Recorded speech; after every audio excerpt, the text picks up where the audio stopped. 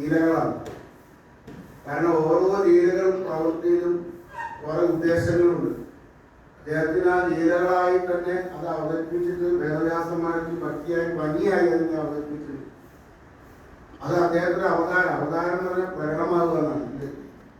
ഭാഗവതത്തിൽ തന്നെ ആദ്യത്തെ വരാഹാവതാരം, നരസിംഹാവതാരം, കാരണം ഒരു ലക്ഷ്യത്തിന് വേണ്ടിയിട്ട് പ്രകടമാകുക.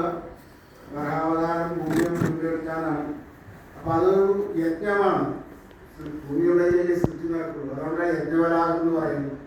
പിന്നീട് നരസിംഹാവതാരായി, അതും ഒരു ലക്ഷ്യം. അങ്ങനെ വന്ന് പരശുരാമൻ ശ്രീരാമാവതാരം വരുത്തി. ശ്രീരാമനും ഒരു മര്യാദ പുരുഷോത്തമൻ, ഒരു മനുഷ്യന്റെ എങ്ങനെയൊക്കെ ജീവിച്ചവൻ ധാർമ്മികമായിട്ട്, നല്ല ഭർത്താവ്, നല്ല മകൻ, സഹോദരൻ, രാജാവ്. കാരണം രാവണൻ വരം മേടിച്ചത് ഹിരണ്യകശിപു ബ്രഹ്മസൃഷ്ടിയിലാരുടെ കൊല്ലത് പറഞ്ഞു. അപ്പോ ബ്രഹ്മസൃഷ്ടി അല്ലാത്തൊരു രൂപം ഭഗവാൻ കിട്ടും. അപ്പൊ രാവണൻ പിന്നത്തെ അവർക്ക് മനസ്സിലായി എന്തെങ്കിലും വന്നേ വരും. അപ്പൊ അങ്ങനത്തെ ഒരു സ്ഥിതി, ഒരു സാധാരണ മനുഷ്യന് മാത്രമേ എന്നെ കൊല്ലാൻ പറ്റുള്ളൂ. രാവണൻ വിചാരിച്ചു കൃമിയായിരിക്കുന്ന മനുഷ്യനെന്ത് ചെയ്യാൻ പറ്റും? ത്രിലോകങ്ങളെ ജയിച്ച് ഞാൻ ഇരിക്കുമ്പോ ഒരു സാധാരണ മനുഷ്യനൊന്നും ചെയ്യാൻ പറ്റില്ല എന്നല്ലേ.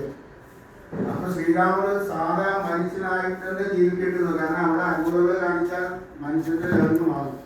അപ്പൊ പിന്നെ അവന്റെ വരം കൊടുത്താൽ അവിടെ ചെയ്യാൻ പറ്റില്ല. ഒരു സാധാ മനുഷ്യനായിട്ട് ഒരിക്കലേ സീതാ അന്വേഷണത്തിന് മുമ്പ് കുട്ടികളെ പോലെ കരയുന്ന ഒരു ശ്രീരാമൻ. എപ്പോ നോക്കിയാലും ആ ഏത് ഇത് നോക്കിയാലും കാരണം സാധാ മനുഷ്യനായി മാത്രമേ അവന് കൊല്ലാൻ പറ്റുള്ളൂ. അപ്പൊ അതൊരു എന്നാലും അതിലൊരു മര്യാദ പുരുഷോത്തമനായിട്ട് ജനങ്ങൾ കണ്ടു. പക്ഷെ ഇവിടെ കൃഷ്ണാവതാരത്തിന് മുഴുവൻ ലീലയാണ്. അവിടെ ധർമ്മമുണ്ട്, അധർമ്മമുണ്ട്. അധർമ്മത്തിനെ അധർമ്മം കൊണ്ട് തന്നെ ചെയ്യിക്കേണ്ടി വരും. അവിടെ ലീലകളാണ്. അവിടെ അതാണ് കൃഷ്ണനെ അനുകരിക്കുന്നത്, രാമനെ അനുകരിക്കണം. കൃഷ്ണനെ കേൾക്കാനേ പാടുള്ളൂ, അനുകരിക്കാൻ പാടില്ല. കാരണം അങ്ങനെയാണ് അവിടെ. അതൊന്നും മനുഷ്യനാതീതമായിട്ടുള്ളതാണ്. അടിക്കേണ്ടവർക്ക് അടിക്കും, കാല് കഴുകേണ്ടവർക്ക് കാല് കഴുകും, സാരഥിയായിട്ടുണ്ട്. അപ്പൊ ആ ഒരു അവതാരത്തിന്റെ കഥകളാണ് മുഴുവൻ അത് കൂടെ കാണിച്ചു വരുന്നത്. അപ്പൊ മനുഷ്യന് എന്താണ് ഇതിന് തടസ്സം നോക്കുമ്പോൾ അതിന് അഹങ്കാരമാണ്. മനുഷ്യന്റെ അഹങ്കാരം എന്ന അഹങ്കാരം വേണ്ടേ. സൃഷ്ടി മഹത്വത്തെ കഴിഞ്ഞ് മഹാങ്കാരങ്ങൾ ത്രിഗുണങ്ങളൊക്കെ കഴിഞ്ഞിട്ടാ സൃഷ്ടി. കാരണം നമുക്ക് എന്തിനും ഒരു ചെറിയ അഹങ്കാരം വേണം.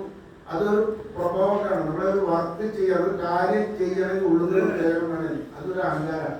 അപ്പോഴാണ് പ്രവൃത്തി നടക്കുള്ളൂ. പ്രവൃത്തി നടക്കാൻ നമ്മളെ പ്രചോദിപ്പിക്കുന്ന ഒരു ചിലയുണ്ട്, അത് മഹാങ്കാരം. കാരണം സൃഷ്ടിയുടെ ഒരു അഹങ്കാരം. പക്ഷെ അത് കഴിഞ്ഞിട്ട് പിന്നെ ഞാനാണ് ചെയ്യുന്നത്, എന്റെ കഴിവാന്ന് പറയുന്ന അഹങ്കാരമാണ്. ആ അഹങ്കാരമാണ് നമ്മളെ വഴിതെറ്റിക്കുന്നത്. അപ്പൊ ഇതാണ് അതിന് എന്തൊക്കെ ഒരു രജോഗുണമായ ത്രിഗുണാത്മായ അഹങ്കാരം, ദേഹാത്മ